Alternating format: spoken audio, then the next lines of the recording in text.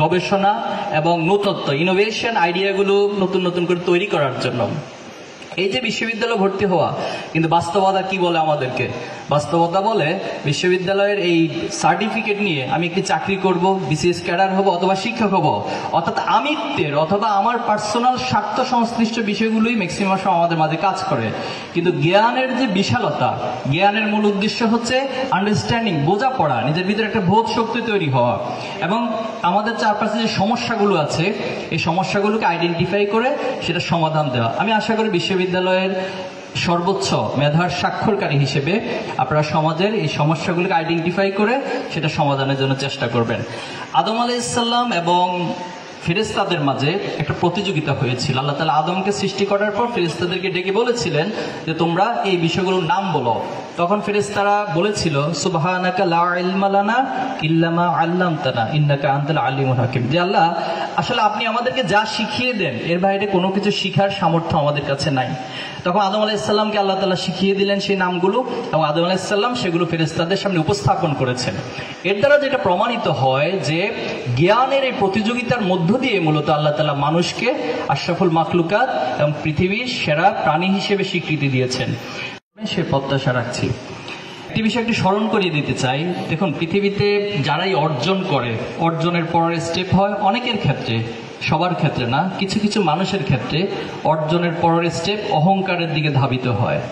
আমরা যদি পৃথিবীতে যিনি শয়তান, তার যে শয়তানের তৈরি হওয়ার প্রেক্ষাপট সেটা ছিল মূলত আল্লাহর বিধানকে অস্বীকার করা। পাশাপাশি তিনি বলেছিলেন যে আদমকে মাটি দ্বারা সৃষ্টি করা হয়েছে, আমাকে আগুন দ্বারা সৃষ্টি করা হয়েছে, আমি আদমের চেয়ে অনেক বেশি অর্জন আমার ঝুলিতে রয়েছে, এজন্য তার মধ্যে অহংকার তৈরি হয়েছে। কিন্তু অহংকারের কারণে আল্লাহ তাআলা শয়তানকে ক্ষতিগ্রস্তদের কাতারে শামিল করেছেন। আমরা যদি পৃথিবীর ইতিহাসগুলো দেখি, আদ জাতি, সামুদ জাতি পৃথিবীতে অনেক বড় অট্টালিকা তৈরি করেছিলেন এবং ফিরাউন, নমরুদ যারা পৃথিবীতে এত বেশি বিত্তশালী ছিল, এত বেশি ক্ষমতাশালী ছিল, কিন্তু একটা পর্যায়ে এসে তারা অহংকার করার কারণে আল্লাহ তাআলা তাদেরকে পতন দিয়েছেন।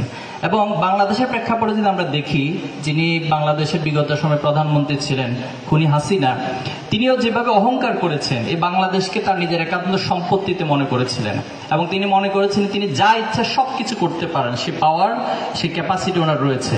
কিন্তু একটা পর্যায়ে আমরা দেখেছি যে অহংকার এবং জুলুমের মধ্য দিয়ে মানুষের পতন নিশ্চিত হয়ে যায়। এজন্য আমি অনুরোধ করবো, আপনারা যা কিছু অর্জন করেন না কেন পৃথিবীতে, বেশি বেশি আল্লাহর শুকরিয়া আদায় করবেন। আপনার অর্জনের পিছনে শুধুমাত্র আপনি এককভাবে জড়িত ছিলেন না, প্রত্যেক ব্যক্তির অর্জনের পাশে তার যে পারিপার্শ্বিকতা, তার যে পিতামাতা, শিক্ষক, এরপরে সমাজের বা আত্মীয় স্বজনের মধ্যে যারা আছে, সকলের মিলে সকলের সাপোর্টের কারণেই সেটা সম্ভব হয়। ফাইনালি আল্লাহ তাআলা হয়তো আপনাকে কবুল করেছেন, এজন্য আপনি অর্জনগুলো করেছেন। এজন্য আমার মেসেজ হচ্ছে আপনাদের প্রতি, জীবনে যত অর্জন করুন না কেন তত বেশি আল্লাহর কাছে শুকরিয়া আদায় করবেন। ফাইন শাকারতুম লাযিদান্নাকুম, আল্লাহ তাআলা আপনাকে আরো বাড়িয়ে দিবেন। কিন্তু আপনার মনের মধ্যে যদি অহংকার বোধ তৈরি হয় তাহলে সেটা ক্ষতির কারণ হয়ে যাবে।